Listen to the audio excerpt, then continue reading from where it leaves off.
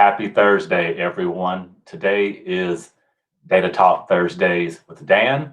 Today's topic is what the hedge. So I didn't even intend to do a data talk today. I just planned on, resharing a video from a previous Thursday and to get some other things done. But this morning, maybe late morning, our broker in our own separate Facebook group for our brokerage shared a interesting article that she suggested that we share with our, clients, customers, and just people that we know that are looking for homes to purchase. So I went to this article, I checked it out, and to my surprise, I was definitely shocked at some of the, information, not so much the information, but the links that people are going to and going through to purchase a home. So I don't do this very often, but I want to share a video with you all. And this is a video that's embedded in the article, which will bring a little bit more context to our data talk today. So I'm going to share this with you all, and I hope that you all can see this on your end without any trouble. All right, I'm going to go ahead and play this video now. Desiree Davis is a first-time home buyer in Canton, Ohio. This is our second story bathroom. Obviously, we haven't been able to use it. And since she's moved in, This is the kitchen sink. Doesn't work. it's been anything but home sweet home. There was sewage coming up out of this drain pipe. After being outbid 4 times on other houses, Davis decided to forego the home inspection in order to guarantee she'd be able to move in. Wasn't how Now we're going to stop and pause right there for a second. This home buyer chose to, first of all, forego the inspection process.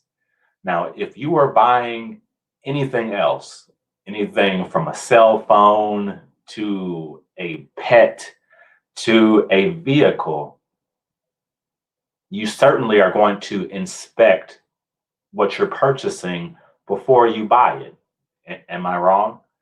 That would be very unwise to buy a vehicle and never test drive that vehicle. Now we'll go ahead and continue in the video. probably the smartest idea. But if you look at the house, it's a pretty house. We just kind of got duped. We really got duped. What has been the worst part of this ordeal? Oh my God. Now she explains that it probably wasn't a good idea to do that, but she thinks they were duped. Interesting.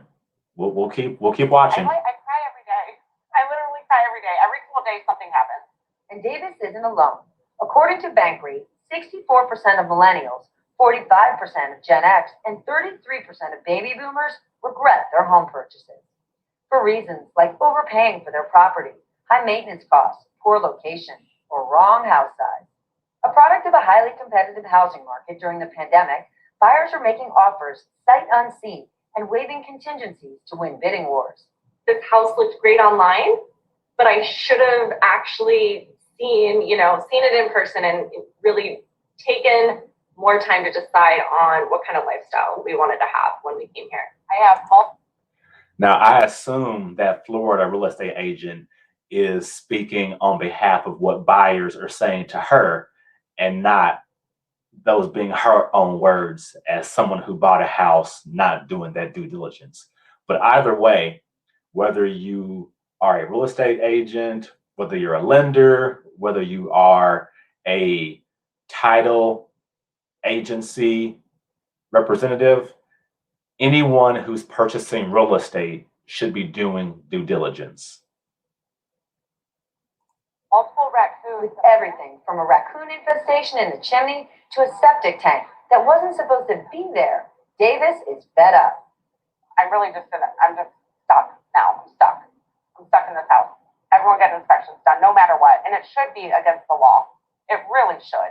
It should be a requirement.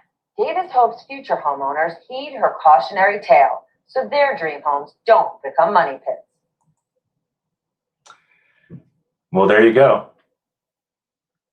She thinks it should be illegal to sell a home without having to have an inspection done. Keep in mind, as the purchaser of real estate, it is up to you to do your own due diligence. It is up to you to make sure that you're going through the inspection process, make sure you're going through the lending process properly, make sure that you're going through the appraisal process. Also, you have that option as a buyer to waive those processes along the way. But if you choose to waive those processes, that liability is going to be on you.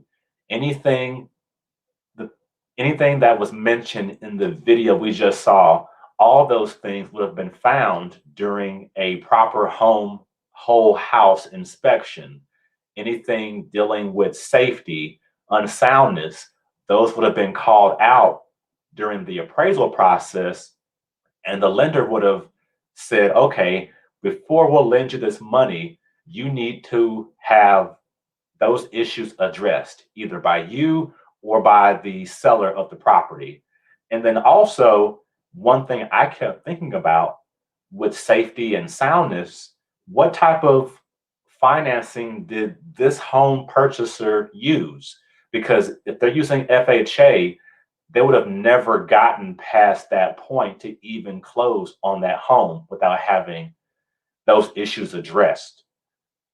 And if they were to get beyond the underwriter's requirements at that point, then that's just something that they would have agreed to fix as a contingency for buying the home. But the lender is not going to put themselves at risk by taking on a bad loan, taking on a property that has too many issues, or just taking on any unnecessary risk. So that's going to fall on you as the purchaser to make sure you're not doing things that are going to jeopardize you as a future homeowner.